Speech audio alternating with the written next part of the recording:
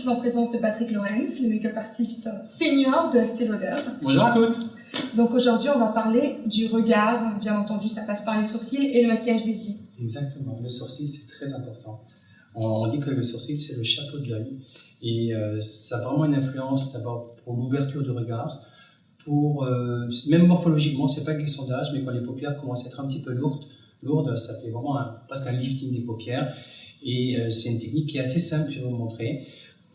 C'est un vrai parti pris, je n'aime pas le sourcil qui est complètement rempli, qui est presque tatouage. J'aime bien quand il y a une vraie légèreté, quand on voit le poil, quand on voit la peau.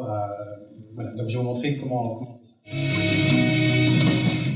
Première étape, et là ça va changer par rapport à ce que vous faites toutes. Généralement vous coiffez le sourcil dans le sens.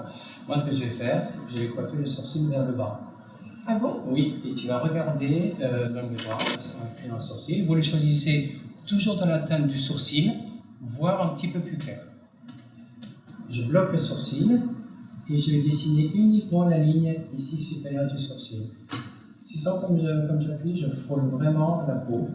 En fait, c'est une ligne qui est d'une texture gel, donc qui n'est absolument pas opaque comme un vrai crayon sourcil. D'accord. Pour définir la pointe la plus haute du sourcil, il faut qu'il soit pratiquement perpendiculaire au point externe. Hop, c'est ici. Donc le sourcil doit monter jusqu'ici. Et ensuite, on redescend. Et là, la technique, vous la connaissez peut-être. On prend la narine, le point externe de l'œil, et le sourcil va se terminer sur cette ligne-là. On va juste un petit peu l'allonger. Une fois que cette étape est faite, vous pouvez prendre le petit goupillon et vous allez recoiffer les sourcils vers le haut. Et vous voyez que le sourcil, il cache le crayon. Et ensuite, il n'y a plus qu'à faire un petit peu de comblement à certains endroits.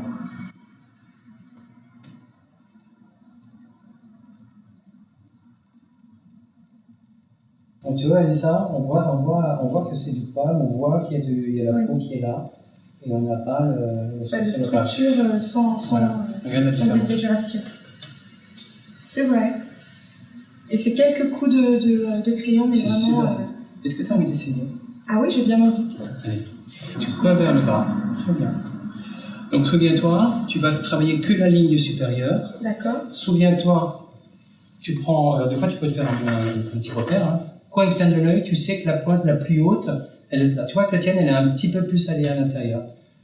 Tu sais que normalement, ça doit se situer là. Donc ça monte jusqu'ici. C'est à partir de ce point-là que tu vas redescendre. D'accord. Le problème, c'est que si c'est trop au centre, tu as toujours l'air étonné, tu vois. Tu vois un peu un espèce d'air ahuri, tu vois, un peu étonné. C'est ça qui va un peu le décaler à l'extérieur. D'accord. Et donc je commence par...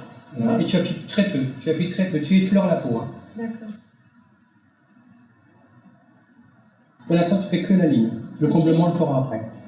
Voilà. Tu vois, maintenant, ton point le plus haut, il est trop à l'intérieur. Donc, il faut que tu le déplaces un tout petit peu. Que je le mette plus vers... Exactement. Vers là? Oui. Donc, je continue... Exactement. Ok. Tu ne décolles pas trop non plus, parce qu'il ne faut pas qu'il y ait un espace vide.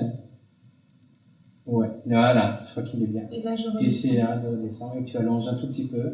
Tu peux mettre ton crayon sur le nez, le coin externe, pour voir si tu es dans la... Ah oui, là, j'ai oublié ce petit... Ouais, tu peux encore descendre, tu peux encore l'allonger un tout petit peu, tu vois. D'accord. Génial. Donc tu recoiffes le sourcil vers le haut. Donc tu vois que ton sourcil il cache le crayon. Et on ne voit pas que tu es maquillée.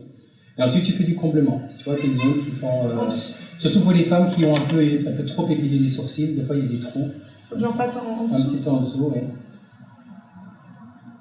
Voilà. Et si tu vois qu'il y a des zones un peu trop transparentes, mais vraiment léger, il faut vraiment qu'il y ait une vraie transparence, pas un sourcil opaque. En tout cas, c'est mon point de vue. Je sais qu'il y a des femmes qui aiment ça. Bien, super. C'est difficile? Non. Non. Très très simple.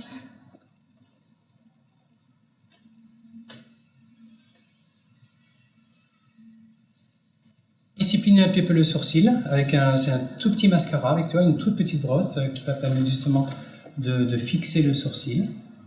De lui donner un côté un peu brillant du sourcil. Le sourcil brillant, hein, c'est un sourcil en bonne santé, c'est comme le cheveu. Et ce qui est génial avec ce produit, alors toi c'est pas ton cas, mais pour les femmes qui font des couleurs par exemple, s'il y a la racine qui pousse, tu peux même le mettre juste un petit peu à la racine et colorer les cheveux.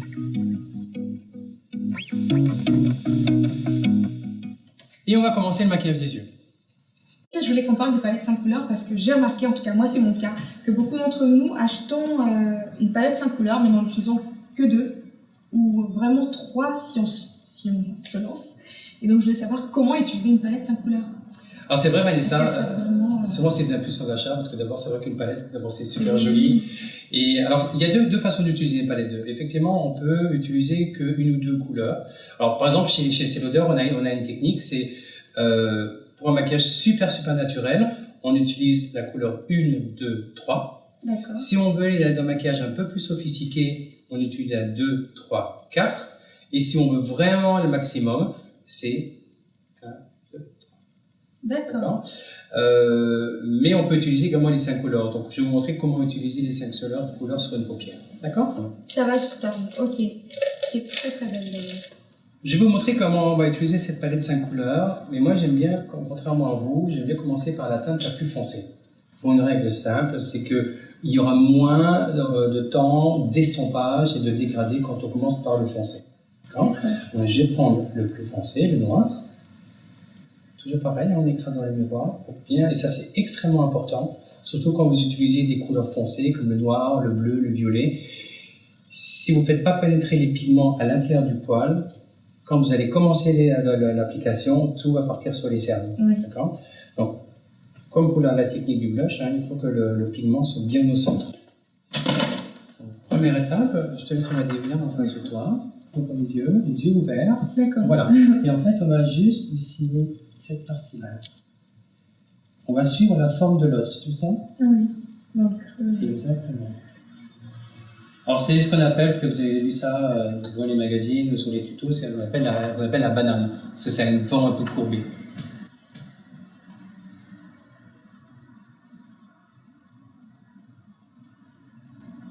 Donc dans l'idéal, c'est un pinceau avec lequel on applique la couleur et un pinceau avec lequel on dégrade. Typiquement, là, je ne peux pas dégrader cette couleur puisque les pigments sont à l'intérieur. Donc, à force d'appliquer, je vais déposer de la couleur. Et dégrader, c'est d'avoir quelque chose qui devient de plus en plus transparent.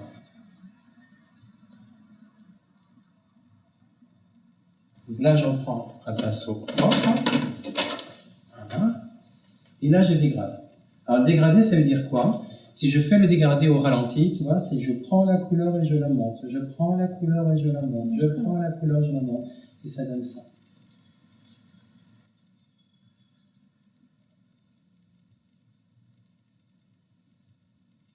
Donc si je comprends bien, il y a un gros travail aussi d'estompage qui est important. Oui. Donc pas juste poser et dégrader avec le même pinceau, c'est... Non, parce qu'en fait, il n'y aura pas de dégradé. En fait, il y aura un effet de masse. Et il n'y aura pas de dégradé. Et pareil, c'est comme pour le fond de teint, je construis. Là, j'ai trouvé qu'en dégradant, je perdais un petit peu d'intensité. Et bien, je rajoute du noir. Il faut que le noir, on le voit quand les yeux sont ouverts. Si on ne le voit pas, c'est qu'il est trop bas, et du coup, ça risque de faire un œil creux, en tout cas pour certaines formes d'yeux. On va dire que c'est peut-être le plus difficile à faire. C'est pour ça que c'est bien de commencer avec le foncé. Ensuite, je vais prendre cette teinte. C'est le gris un peu métallique. Toujours, je fais bien rentrer les pigments. Et je vais travailler ici sur le coin externe, sur la paupière mobile.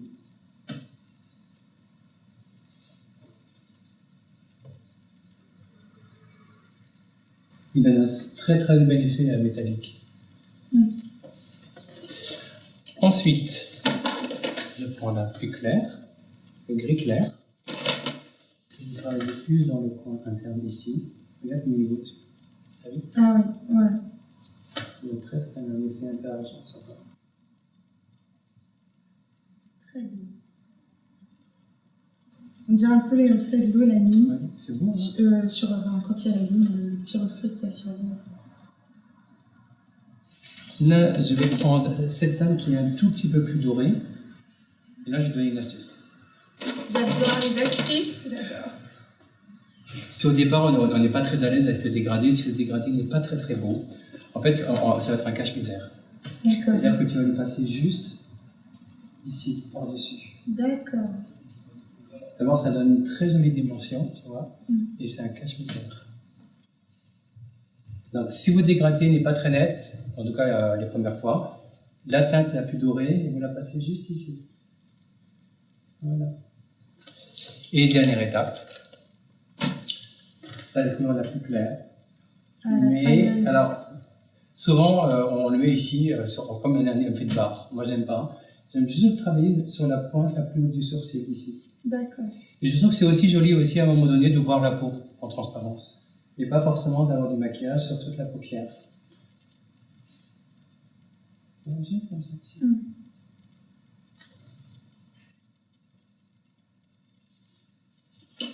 Et après on va finir avec le crayon. Ouais. Qu'est-ce que tu en penses? Génial, c'est très beau. Hein. Très très beau.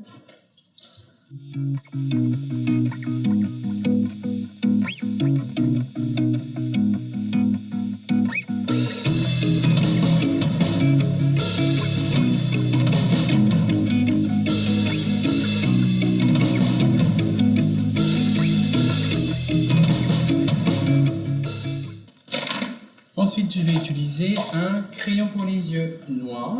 Et il y en a un que j'adore en particulier. C'est le sujet. Non. Celui-ci, le waterproof. Ah non, que je Tu le connais pas? Ah si, je le connais. Mais je l'avais pris en bleu. Oui, foncé. exactement, en bleu nuit. Oui, bleu nuit. Donc là, il est en noir. Il est waterproof, donc un stylo mine. À l'extrémité, il y a une petite estompe et également un petit taille crayon pour celles qui adorent avoir les mines bien affûtées. Ah, voilà, alors, bon, on va souligner le regard ici et on va le mettre à l'intérieur de l'œil aussi. Enfin, il est très tendre, il est très grand et pourtant il est waterproof. Donc n'essayez pas de faire un truc très joli, très linéaire, parce que vous allez prendre un petit pinceau avec le fard à paupières noires et on va mélanger les deux ensemble. Et on va faire un petit smoky en dessous.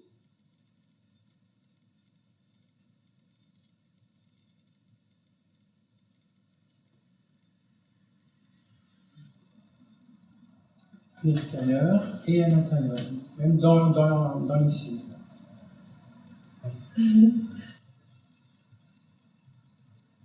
Et ensuite, on fait par-dessus la même chose. Surtout là, il faut bien aller à la racine du cil. On ne va surtout pas la peau entre le crayon et le mascara. Et à nouveau, le fard à paupières noires et un estompe.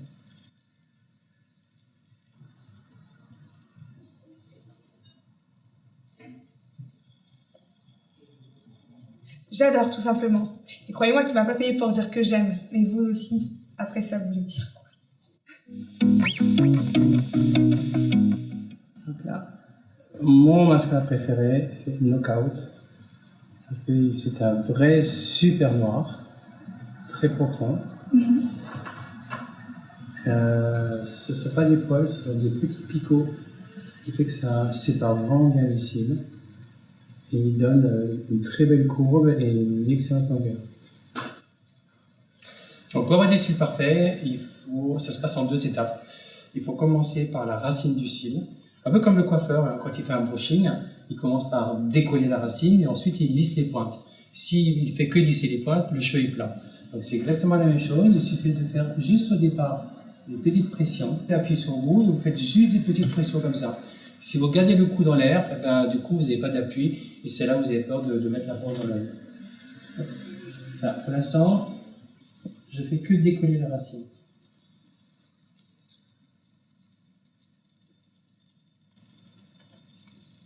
Maintenant, je vais longer et donner de la longueur. Alors, il y a différentes techniques, chacun a la sienne. On parle de zigzag. Moi, je trouve que les zigzags, ça a tendance un peu à emmêler les cils et les coller ensemble.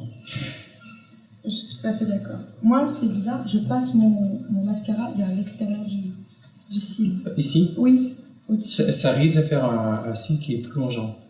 Ah oui? Et passer par, si je J'ai passe l'impression que par-dessus, ça ça fait recouvre. plonger. Non. Pour vraiment avoir la courbe et la longueur, il faut vraiment que tu les prennes comme ça. D'accord. Mais c'est toi qui vas me dire. Waouh! Tu as vu? Tes cils sont Est-ce qu'on courts. voit la différence entre ce cil, enfin ces cils, et ce cil? C'est incroyable. Je n'ai jamais utilisé de recolle au cil d'ailleurs. Est-ce qu'il y a vraiment une différence? Oui.